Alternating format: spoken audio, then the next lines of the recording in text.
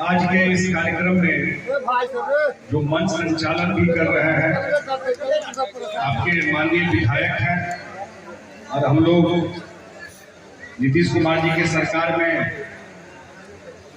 7 cabinet में काम करते हैं।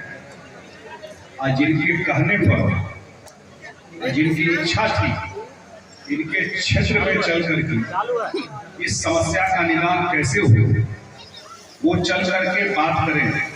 ऐसे हमारे साथी माननीय मंत्री मदन सहनी जी, हम लोगों के जिला के अध्यक्ष गोपाल मंडल जी, आरजेडी के जिला के अध्यक्ष श्री उमेश राय जी, जो लगातार इस विषय को उठाते रहे हैं, शुरू से मैं देखा हूँ। राजीव चौधरी जी जो बगल के पंचों के मुखिया है और सीपीआई के नेता है, श्री मदन राय जी जो हम लोग के पार्टी के जिला के नेता है, दरभंगा शहर के रहने वाले हैं, श्री संतोष यादव जी जो प्रखंड प्रमुख है हनुमान नगर के, शशि जी जो प्रखंड अध्यक्ष है हमारे हनुमान नगर के, श्री कन्हैया शाह जी जो जदयू का पिछड़ा प्रकोष्ठ के जिला अध्यक्ष है, श्री माधव झा जी जो नगर अध्यक्ष पार्टी के, बबलू सहनी जी जिला परिषद के सदस्य हैं, दिनेश राय जी जो जिला परिषद के सदस्य हैं, राकेश सहनी जी जो प्रमुख पति है बहादुरपुर के, मनोज सिंह जो प्रमुख बहादुरपुर, अजीत चौपाल जी जो अंजित चौधरी जी जो पार्टी के मुख्य प्रवक्ता है, ईदार हुसैन चांद साहब, श्री रितेश्वर ठाकुर जी, श्री सैलन ठाकुर जी जो पंचायत अध्यक्ष है पटोरी के, विपुल राय जी हम लोग के पार्टी के युवा साथी है, सुभाष चौपाल जी, अजीत चौपाल जी, आदरणीय जनक किशोर चौधरी जी, मृदुला देवी जी, समीजा खातून जी जो मुखिया है गोदाईपट्टी, और सबसे महत्वपूर्ण जिनके प्रति मैं श्रद्धा सुमन अर्पित करता हूँ, श्री राम प्रबोध मिश्र जी गोदाईपट्टी के पूर्व मुखिया, और उनसे भी मेरा व्यक्तिगत लगाव रहा। उनके घर भी मैं जाता रहा, जब वो बीमार थे तब भी मैं देखने के लिए उनके घर पे गया था। उनका व्यक्तिगत और नजर घाट में पुल बने, इस क्षेत्र में बाढ़ की समस्या का निदान हो, इन सब विषय पर लगातार वो भावनात्मक रूप से इन सब बातों को रखते थे। और एक और साथी जो इस विषय को बहुत मजबूती से भी रख रहे हैं, जितेंद्र यादव। मैं ज्यादा बात नहीं करके 2-3 बात सिर्फ इस विषय पे, मैं तो और लंबे काल तक बैठना चाहता था और सबकी बात मैं सुनना चाहता था, लेकिन हनुमान नगर के बाढ़ की समस्या का राम नरेंद्र भगत जी जो हम लोगों के प्रखंड के अध्यक्ष हैं बहादुरपुर के, हनुमान नगर के बाढ़ के समस्या या बाढ़ को मैंने भी नजदीक से देखा था। हमारे बहुत सारे साथियों को भी याद होगा, मैं तो 2007 में भी आकर देखा हूं हनुमान नगर के बाढ़, और कोई ऐसा साल नहीं हुआ है जिस साल मैं नहीं आया हूँ। और यहाँ की समस्या मुझे याद है, अब तो बात पुरानी हो गई, इसी बिलाही में नीतीश कुमार जी आए 2007 में जब बाढ़ आया, इस बिलाही में आकर के वो देखते थे, लगता था कि कोई हिंद महासागर में खड़े हैं हम, ऐसा समुद्र की तरह पूरा दिखाई पड़ रहा था ये। और उसके बाद भी हम लोग इस समस्या को देखते रहे। कुछ बातें आई अभी जो हम लोग की भी जानकारी में है कि कैसे बांध बन गया। अभी तो उमेश राय जी को लार्जर बात कर रहे थे कि कितना बांध से टेक्निकल बात कर रहे थे, तो देश में सरकार को कोई पॉलिसी बनाना होगा कि यूपी भी नहीं बनाए, मध्य प्रदेश भी नहीं बनाए, अकेले बिहार सरकार को, अब उसके अलावा इसका क्यों नेपाल को करना होगा, चाइना को करना होगा। ये तो ऐसा विषय अब छेड़ दिए है, पूरा विश्व का लोग बैठेगा तभी ये निदान हो पाए। लेकिन ये इशू जो है, हम लोग की सरकार किसी को उजाड़ने के लिए कैसे कोई काम कर सकती है। अभी कुछ साथी बात कर रहे थे, अगर जो बांध की चर्चा हो रही है इससे किसी भी तरह का दिक्कत होगा तो बांध बनाने का कोई मतलब नहीं है, इसके लिए आप निश्चित रहिए। मैंने माननीय मंत्री मदन सहनी जी भी इस पर चर्चा हमसे कर चुके हैं, विभाग के इंजीनियर को भी कहा है, असेसमेंट कर लीजिए, लोगों का फीडबैक भी दे दीजिए, इसमें क्या करना है, लेकिन सबसे बड़ा इशू है जल जमाव से निदान। और जल जमाव से निदान जब तक हनुमान नगर क्षेत्र को नहीं होगा, जहाँ कल्याण होने वाला नहीं।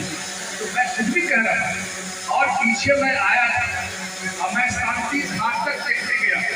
मुझे लगता है कि 1 महीना पहले की बात हुई, और जब मैं शांति धार देखने गया, दुनिया में बहुत टेक्नोलॉजी आ गया। 88 में क्या था, हम लोग बात कर रहे हैं 2023। 52 में क्या एग्रीमेंट हुआ, बात कर रहे हैं 2023। 70-80 साल में जमीन पर परिस्थिति बदल गई, जनसंख्या बढ़ गया। 52 में कुछ और होगा, 18 में कुछ और हो गया, जमीन पर परिस्थिति बिल्कुल बदल गई। लेकिन इतना मैं जरूर आश्वासन देता हूँ अपने डिपार्टमेंट और अपने नेता नीतीश कुमार और सरकार के महागठबंधन के सरकार की तरफ कि हनुमान नगर के जल जमाव का निदान होगा और पक्का होगा। रास्ता इसका जो निकले, ये नहीं कि हम किसी को डुबाना चाहता है। तो जो हमारे विभाग के इंजीनियर आए और वो लोग एक रिपोर्ट बना के लेके गए।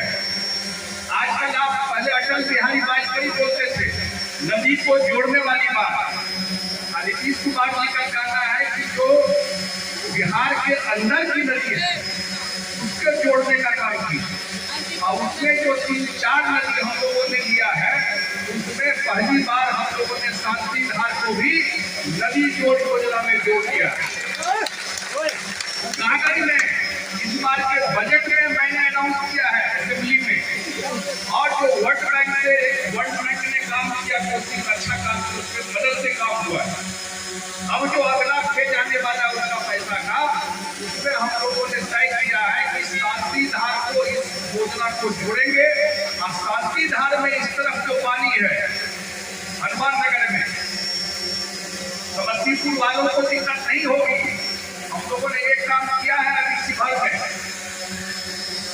कि वो हेड रेगुलेटर करता है और वो पानी को रोक करके जितना पानी ट्रांसफर हो सकता है उतना पानी को ट्रांसफर हम लोग बूढ़ी गंडक में कर देंगे। और वो जो प्रेशर कम होगा, एक निदान ये है। और दूसरा जो कह रहे थे कॉजवे बनाने वाली बात, रेलवे का जो पुल है उसको अगर हम लोग वहाँ कॉजवे बनाकर पानी निकाल देते हैं, बूढ़ी गंडक में दे देते हैं, तो लगभग 70-80% प्रेशर हनुमान नगर में जो जल जमाव का रहता है वो प्रेशर कम हो जाए।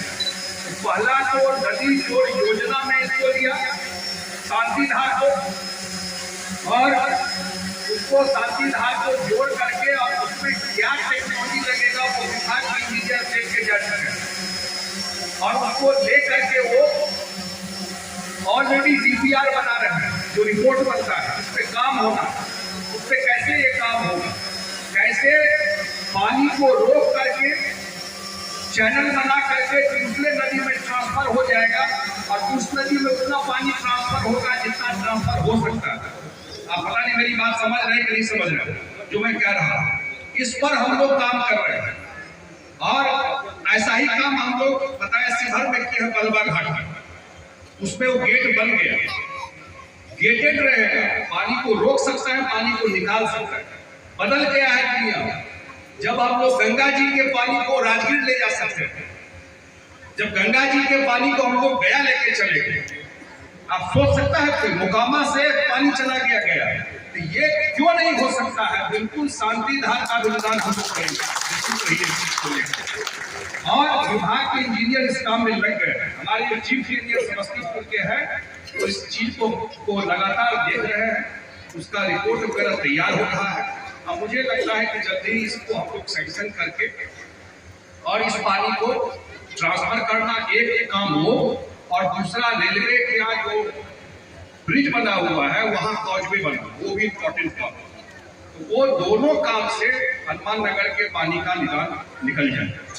जहां तक यहाँ बागमती में अभी कुछ साथी बोल रहे थे बांध बनाने की बात, इससे कितनी समस्या होगी।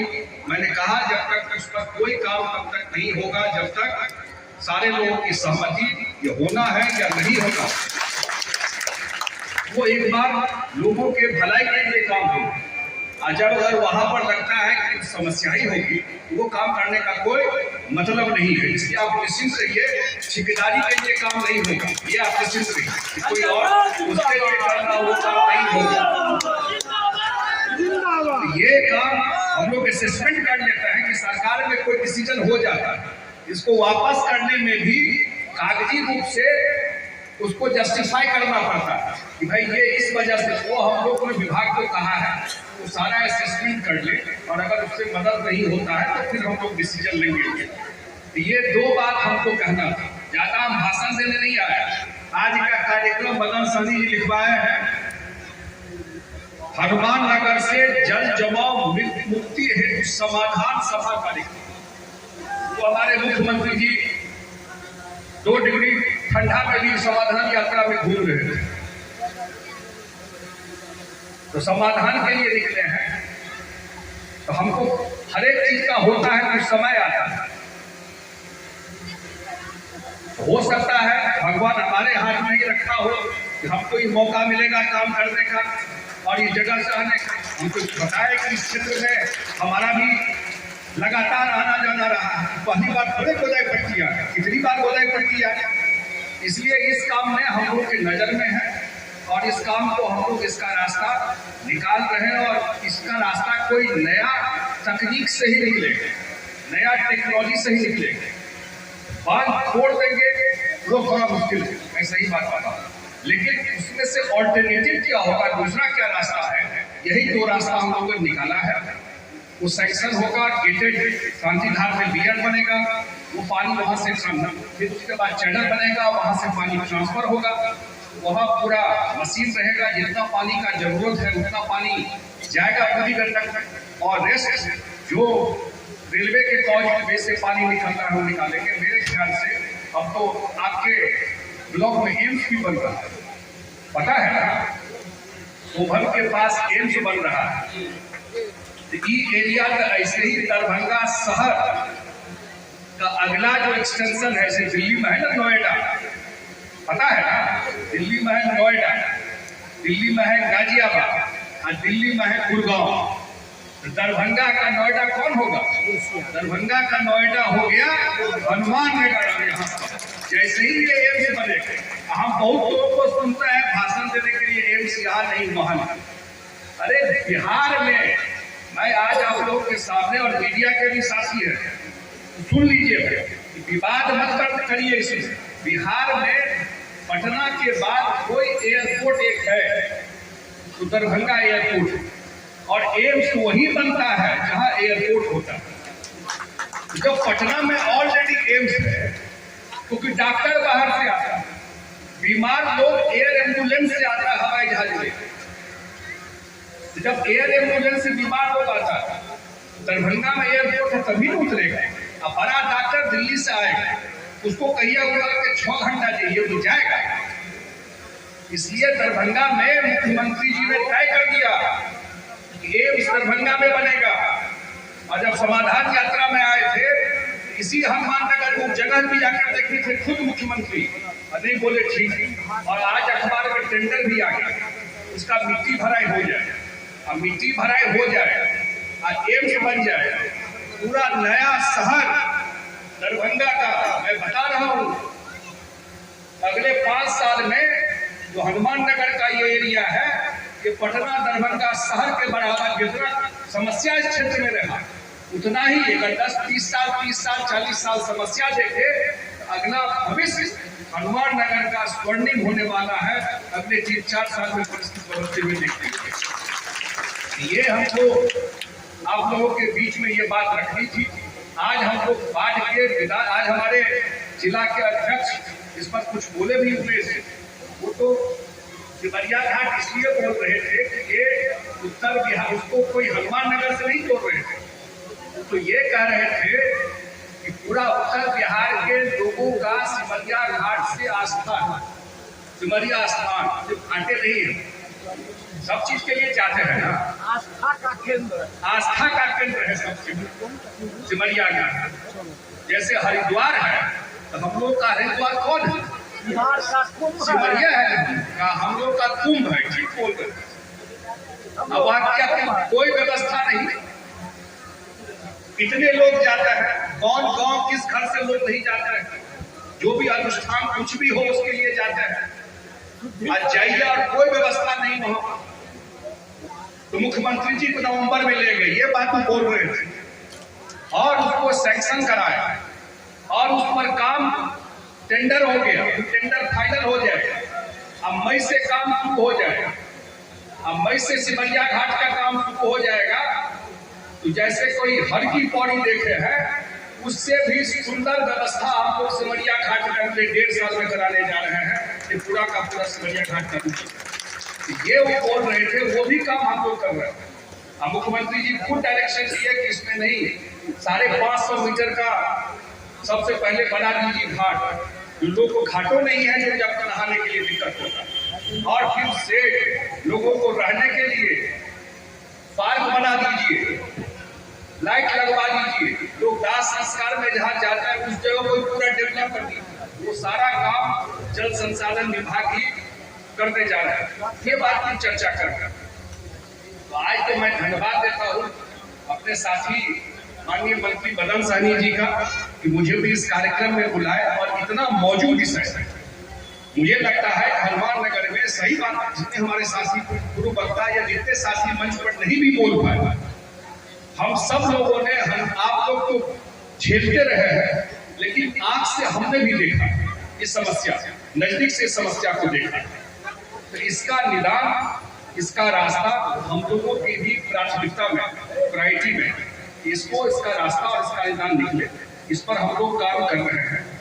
और विभाग के लोग जल्दी आपके बीच में इसका क्या फाइनल हम विभाग ने और सरकार ने तय किया, वो भी कागज और ब्लूप्रिंट लेके आपके बीच में आएंगे। ये काम हम लोग यहाँ पर करने वाले। आज और ज्यादा भाषण नहीं देना है, मुझे भी जाना है एक कार्यक्रम में दरभंगा शहर, इसीलिए आपके बीच में ये बात रखा। और आपसे निवेदन करूंगा कि जितने हमारे साथी हैं उनका बात सुन के जाइए और भोजन करके जाइए, ये मेरा विशेष रूप से आप सबसे आग्रह है। और जो आज विषय है, और तो उद्घाटन शिलान्यास करवाए रोड वगैरह का, कनौजर घाट का जब पुल बना उसमें भी तो मैं आया हुआ था, जब वो काम वहां पर हुआ था कनौजर घाट कार्यक्रम हुआ। तो मैं विशेष रूप से अपने साथी मंत्री का धन्यवाद देते हुए इस विषय में बात रखने के लिए, और इसका बहुत दिन से ये पेंडिंग है। हम भी कितनी बार सुनते रहे कि यहाँ लोग पूरा का पूरा हाथ जोड़ करके लाइन लगाए, इतनी बार हुआ कैसे काट दिया जाए, कितना टेंशन रहा, कितना विवाद रहा। अब इसका रास्ता ट्रैक पे आ गया है और हम लोग जल्द ही इसका कोई न कोई रास्ता और निदान निकालेंगे। यही बात आपके बीच में रखते हुए मैं अपनी बात को समाप्त करता हूँ।